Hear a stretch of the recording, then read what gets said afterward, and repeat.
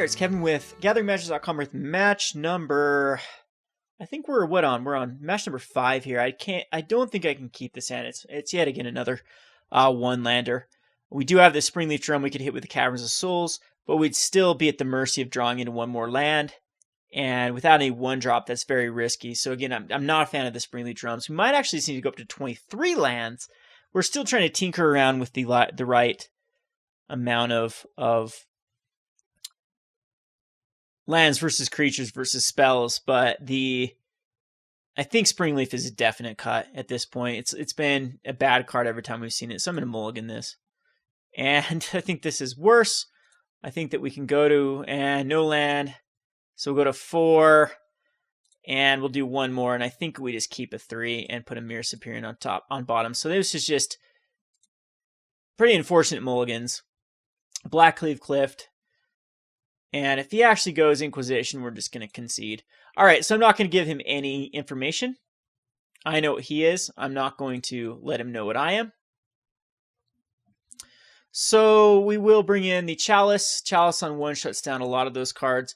I'm not quite sure if Spreading Seas is decent versus... I actually don't even know what our opponent's playing, but I think Relics are actually kind of strong, but it's kind of this Chalice non-bow with Relics if we... So Lightning Bolts, what else does it hit out of... Does Chalice hit enough? And we could actually put Chalice on... I don't think we'd want to put it on 2, but Wurmcoil Engine and Vedalken Shackles are incredibly powerful. See, I don't know if Chalice is actually good. And then we can keep in a number of Relic of Progenitus. Needle can hit Liliana. And Stubborn Denials are actually decent in this particular matchup too. I think that the Painter's Servant can come out.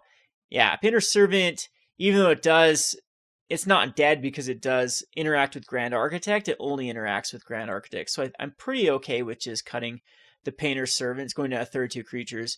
And then even Spreading Seas doesn't seem like a bad card in this match because it can take care of Raging Ravines. But I think Relic is just a better card. And possibly just these Stubborn Denials are just better cards in general. I could keep in a 1 of Spreading Seas, but we do want the we want to get Wurmcoil out as quickly as possible in this matchup.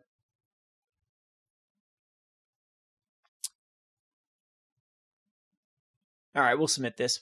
Mardu, if this is Mardu, kind of the Mardu, what we call Mardu attrition, which tries to play Path Exiles, Inquisitions, and Thought Seizes at a very high rate with Lightning Bolt, Chalice is extremely good against. But I think that me having more information than him is a lot better. I mean, he could have seen my hand. Would I have a Spellskite? He could have put me on Affinity.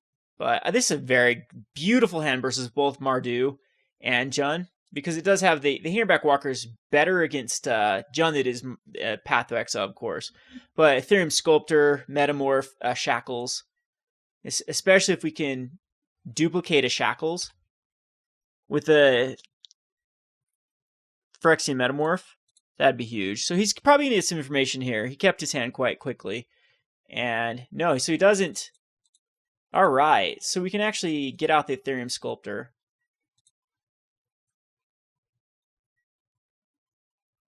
And we will name Vedalken here. And put one out. And he'll probably bolt it off. It's unnecessary, though, with this hand. I think that we just need to ride the Vedalken Shackles to victory. Gaining control like a Dark Confidant is huge. And he doesn't actually have it, so... Yeah, we did make the right call that this is Jun. Man, these look ugly on MTGO. It's hard to even see what it is. All right, so another Verdant Catacombs. He does let me untap with a Sculptor. So we'll just play a Engineer here.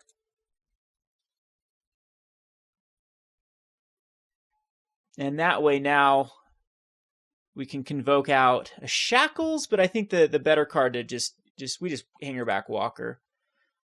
It's being reduced, so 1, 2, 3, 4.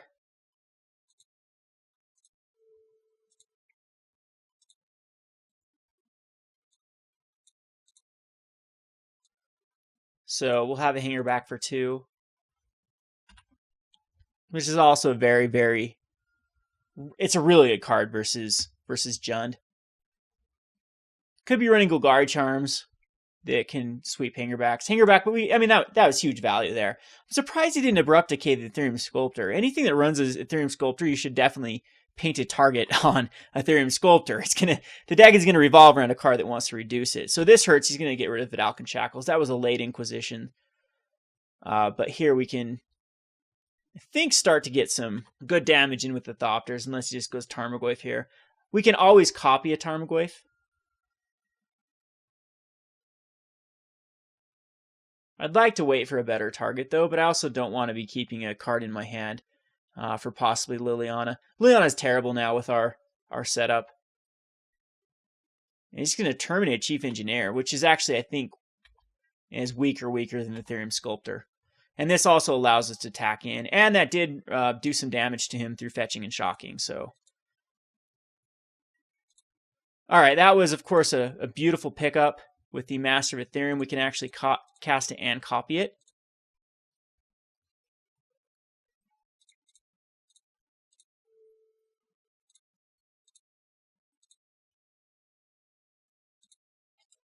And MTG makes you do this first, I guess. There we go. And then copy the Master of Etherium. And we'll swing in. So now the deck is actually doing a lot better. If it can actually compete versus Jund and similar decks, I think that this deck has a future. Raging Ravine is into play tap, so you can't Hunt Master or Olivia. And the Maelstrom Pulse was huge. Yeah, kills both of them. All right, so another beautiful top deck. I'm sure our opponent will be frustrated after he sees this. Because this is almost lethal. He's down to a 1. And I'm not sure his deck can actually handle 4 different targets. Just an insane amount of removal. Abrupt Decays terminates Maelstrom Pulse. I don't know if this guy got the memo that Eldrazi's the #1 deck, because this seems like a terrible setup versus Eldrazi with Inquisition's Abrupt Decays terminates good. But Lightning Bolt, Sorcery Speed, Maelstrom Pulse. Yeah. All right, so we'll go on to the sideboard. And Chalice still doesn't need to come in. Stubborn Denial can't actually... I'm going to bring in a Stubborn Denial, another one, though. Spreading Seas does do really well against 3-color decks, but it's I don't know if we have room for it. I think that Relic and Stubborn Denials are just better. And Wurmcoil's Hangarbacks are also just better. So actually Stubborn Denial can just stay out. We want the Grand Architects, we want the Masters, we want the Vedalken Shackles, and the Metamorphs, the Sculptors, the Engineers. Everything is just very, very good versus Jund. Whereas the Spreading Seas probably, I guess you could make the argument that Myr Superion can come out because he's playing Abrupt Decays. Yeah, Abrupt Decays and Terminates. So I don't know if that's actually... it usually is our Tarmogoyf, but he's most likely to bring in Kolgan's Command as well, so I think that I'd rather have Spreading Seas. We keep this. Yeah, it's explosive, but it's something that Inquisition breaks up quite nicely. Because he wants to take this Etherium Sculptor.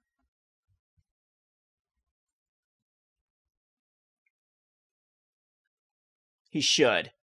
I could see him taking the Master of Etherium, and actually the Hangarback Walker, but yeah, he smartly takes the Sculptor. Wurmcoil. Wurmcoil is tough to actually cast in this deck when you can't get a consistent cost reduction card like the Grand Architect or the Sculptor to stick out. So we will hang her back for 1.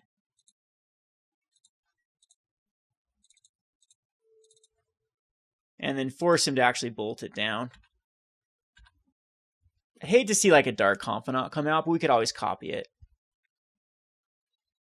Liliana is pretty bad here again with the hanger back. And it's going to be a Tarmogoyf. Not too concerned with the Tarmogoyf because we can always copy it. I think that's actually the smart play.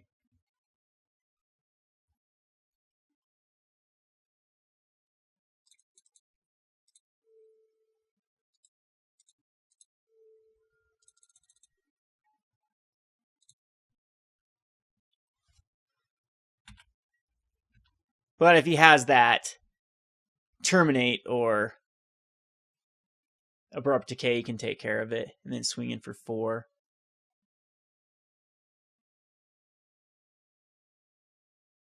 So 3 lands away from a Wurmcoil Engine. We do have any of the cost-reducing cards.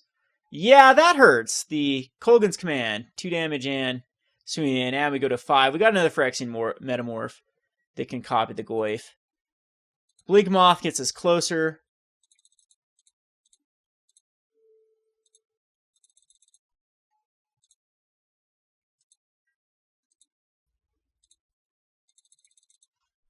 And see if this one can stabilize us.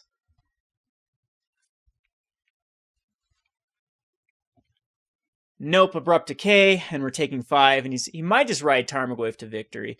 Another matchup where Vapor Snag I think would be very significant. We're getting close, though, so I think that we just keep back the Thopter on this one. If he bolts, if we can get this Wurmcoil Engine out, next turn, top decking into a land, that'll be huge.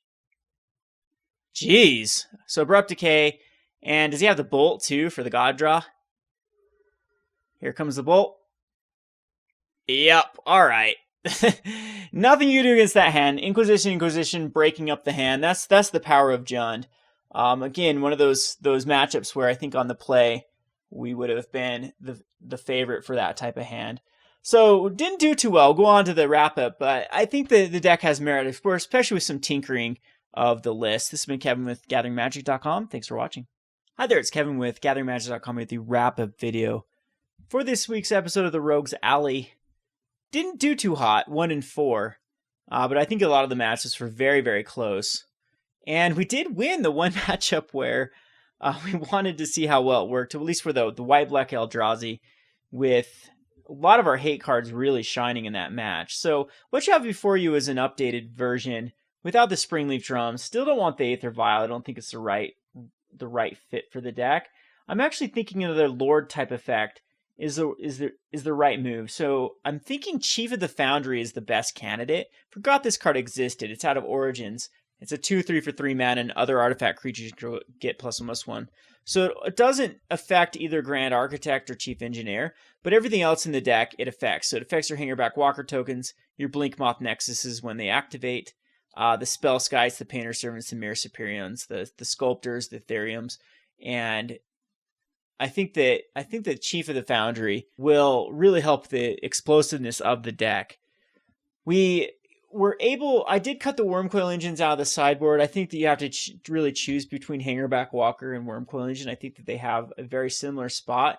And what I like Hangarback Walker over the Wurmcoil Engine is it does have the ability to come out quicker. But we did see one of the matches where we got a Hangarback on 3, I think, and a Wurmcoil would have been much better at that point. But with Chief of the Foundry, Hangarback, when it dies, splits into a ton of Thopters, I think would be a little bit more valuable than just 2 Worm tokens. But it's definitely another card. The Wurmcoil Engine is a card you could put back in the deck, and especially if Phyrexian Metamorphs, copying Wurmcoil Engine, there's very few decks can come back from that. And I do see the merit of Wurmcoil Engines against the Eldrazi matchup. I added another Chalice of the Void. I think that right now it's very, very powerful in the metagame. There's a lot of decks that either rely on casting 1 mana spells, a ton of 1 mana spells. I think it's actually pretty decent versus Jund. And then those Death Shadows type decks, it can just lock out Affinity. It's pretty decent to put on 0 or 1. And there's plenty of decks I think that Chalice can really be good against. Vedalken Shackles, I think, is still an all-star in the metagame against the Delver decks, the Young Pyromancer type decks. You can grab their key card and then kind of use it against them. It'll be great versus Tarmogoyfs. Ratchet Bomb is just a a card I still think answers enough in the format to at least justify a one of, and the Needle as well. So these could easily be your slot for the Wurmcoil Engines, or just cut it, just go a 2-2 spread, two Hangarbacks, 2 Wurmcoils. But I think that when your hand or your deck does get shut down by that early removal, then the Wurmcoil Engines are incredibly tough to cast, whereas Hangarback Walker can always just be cast for just 2 for a 1/1 that actually does have some sort of ability. I think that, of course, Spreading Seas instead of Vapor Snags could be mainboarded in the current meta. That might not be a bad idea. This will just have to take a lot of testing to see what the right 75 and especially the right 60 is going to be pre-sideboard. Stubborn Denial, easy to get online with Myr Superion, but this could easily be like a remand type effect, or the counter target 2-drop Spell Snare would be good in this type of deck too, because we really are hurting for a 1-drop. And the only thing we have right now is just Vapor Snag, which can slow down our opponent and actually get rid of a chump blocker, which I do like a lot, because I think just returning those Reality Smashers or Thought-Knot Seers, or especially the Matter Reshaper, I think is fine, even though they do get value out of both the Thought-Knot Seer and the Reality Smasher getting returned. The Grand Architect is also a card that might not fit as good as I originally thought in the deck, because it's super good about getting Wurmcoil Engine out, and it's also great with Hangarback Walker. But most of these cards are very efficient about getting the rest of them out, and you only really need one of the Grand Art. Well, maybe I'm overthinking this. They're hard to kind of chain out though, as they aren't artifacts themselves, and it does give other blue creatures you can draw plus this one, but it synergizes well with the Painter's Servant. But again, you can't say cast a Grand Architect into a Grand Architect like you can with the Master of Etheriums if they're hooked up with Chief Engineers and Etherium Sculptors. So we'll see if Grand Architect needs to go down in the count, if Wurmcoil Engine needs to go back up. But I'm really looking forward to what other people can do with this list and maybe fine tune it. Because those matchups, some of the losses, some of them are my fault completely, and some of them were just very close. Like if a card here and there didn't go our opponent's way or did go our way, I think we could have easily shifted the balance of power there. So I'm also very interested in your ideas of how to put Painter's Servant in a deck. I really like Dramatic Entrance as a nice little combo with Painter's Servant. And I also like Teysa Orzhov Scion. I think that there's a lot of potential, but it might just be one of those combos that's too hard to assemble. In Collective Company and Chord really seem good with Painter's Servant. So, and it's very easy to assemble that combo. You need Viscera Seer for sure, and then you need a card like Blood Artist. So I think that's the next deck I'm going to work on, is a Painter's Servant, Teysa, Collected Company, Birds of Paradise, Court of Calling type list. And I think that might be a lot easier to assemble than the Malera combo even. And it might just be a lot more value, because you can still go into those colors. You'll be into Abzan colors most likely. You can throw in cards like Lingering Souls, or even Hangarback Walker is not bad for that, or even Doom Traveler, just something that you can get some value out of. Well, of course not Hangarback Walker working, but some sort of value out of white creatures that want to die. So there's Wall of Omens. Kitchen Finks isn't bad, because it's the sacrifice off Teysa Orzhov Scion is really useful and modern. Just sacrifice 3 white creatures, exile a creature. So I think at a Court of Calling in a Collected Company build, that's going to be a nice little fit. So I'm definitely going to mess around with Painter's Servant. So be looking forward to a Dramatic Entrance or a Teysa Orzhov Scion build, and see how well we can get those to work. But this was attempt number 1, and I do like this deck a lot. I think it's got a lot of potential to it, and I'm very excited to see what the community can do with this. Anyway, this has been Kevin with GatheringMagic.com. Thanks for watching.